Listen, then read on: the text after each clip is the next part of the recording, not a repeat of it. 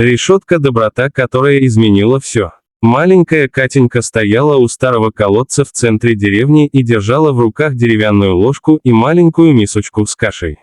Ее розовое платьице было испачкано землей, а волосы растрепались от ветра. Слезы текли по ее щекам, когда она стучала ложкой по камням колодца. «Мама, я уже принесла тебе еду!» — кричала девочка сквозь слезы. «Пожалуйста, мамочка, поешь немножко». Жители деревни проходили мимо и качали головами. «Бедная девочка!» — шептали старушки, сидящие на лавочке. Уже 3 месяца, как ее мама там внизу. Никто не мог понять, почему Катенька каждый день приходит к этому колодцу. Никто не знал, что случилось с ее мамой на самом деле. А девочка продолжала приносить еду и стучать в колодец, веря, что мама ее услышит.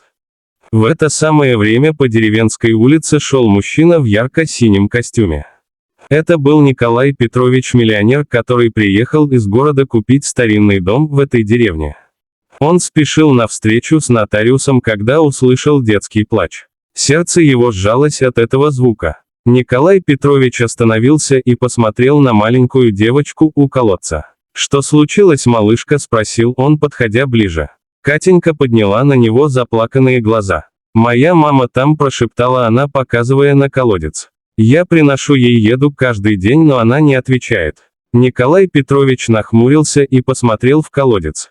Там была только темнота и тишина. Он обернулся к старушкам на лавочке. «Что здесь происходит?» — спросил он строго. Одна из старушек тяжело вздохнула. Бедная Катенька, ее мама Марина, умерла 3 месяца назад. Девочка не может принять эту правду. Она думает, что мама упала в колодец и ждет ее там. Николай Петрович почувствовал, как что-то переворачивается в его душе. «А где ее отец?» — спросил он. «Отца нет», — ответила другая старушка. «Он погиб на войне, когда Катенька была совсем крошкой. Марина растила дочку, одна работала, не покладая рук. А потом заболела, и через месяц ее не стало». Николай Петрович присел рядом с девочкой. «Катенька, а расскажи мне про маму», — сказал он мягко. Девочка вытерла слезы. «Мама самая лучшая на свете», — говорила она. «Она пекла вкусные пироги и пела мне песни перед сном. Однажды она сказала, что уходит за водой к колодцу, но не вернулась. Бабушка Пелагея сказала, что мама ушла на небо. Но я знаю, что она в колодце. Я слышу, как она там плачет по ночам».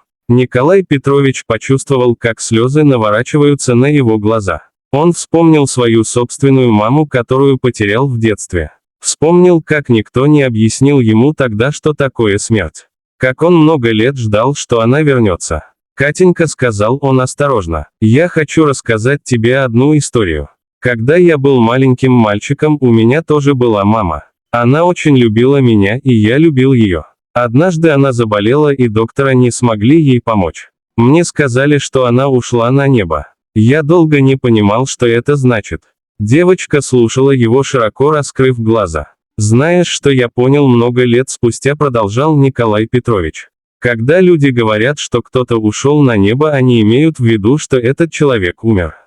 Его тело больше не работает, и он не может вернуться к нам. Но знаешь, что самое важное? Любовь, которую твоя мама чувствовала к тебе, она никуда не исчезла. Она живет в твоем сердце».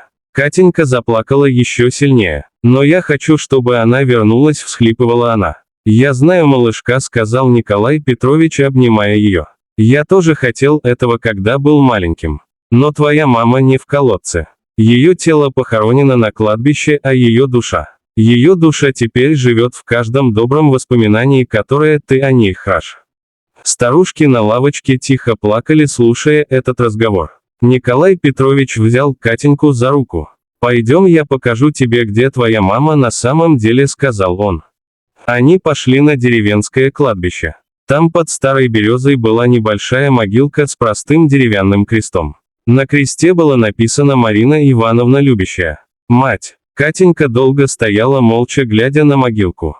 Потом она положила мисочку с кашей на траву. «Мама», — прошептала она, — «я поняла, ты здесь. Прости, что я искала тебя не там». С того дня Николай Петрович часто навещал Катеньку. Он узнал, что девочка живет с соседкой бабушкой Пелагеей, которая взяла ее к себе. Старушка была добрая, но очень бедная. Николай Петрович начал помогать им. Он оплатил ремонт их дома, купил Катеньке новую одежду и школьные принадлежности.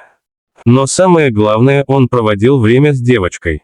Гулял с ней, рассказывал истории, учил читать и считать. Катенька постепенно начала улыбаться снова. Она все еще приходила к маминой могилке, но теперь приносила цветы, а не еду.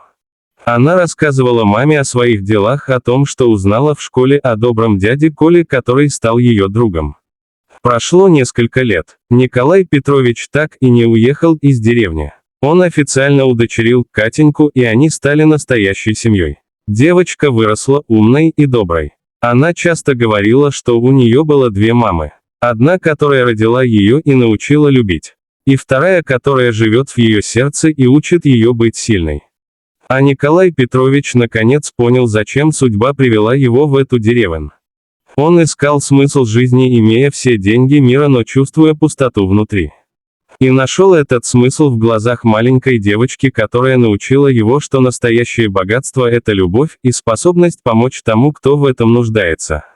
Иногда по вечерам они вместе сидели на крыльце. Катенька спрашивала: «Дядя Коля, а ты думаешь, мама видит нас сейчас?» И Николай Петрович отвечал: «Я уверен, что видит малышка. И она очень гордится тобой. Потому что ты выросла такой же доброй и любящей, как она». Деревенские жители часто говорили, что это чудо, как встретились эти двое. Девочка, которая потеряла мать, и мужчина, который потерял смысл жизни. И как они спасли друг друга. Бабушка Пелагея любила повторять: «Бог не оставляет добрых людей». Марина была доброй, и Господь послал ангела для ее дочки. А может, Марина сама стала ангелом и устроила эту встречу. Так в маленькой деревне, где старый колодец помнит детские слезы, две одинокие души нашли друг друга и создали семью. Не ту, которая связана кровью, а ту, которая связана чем-то большим. Любовью, добротой и готовностью открыть свое сердце. И это было самое настоящее чудо, которое может случиться в жизни.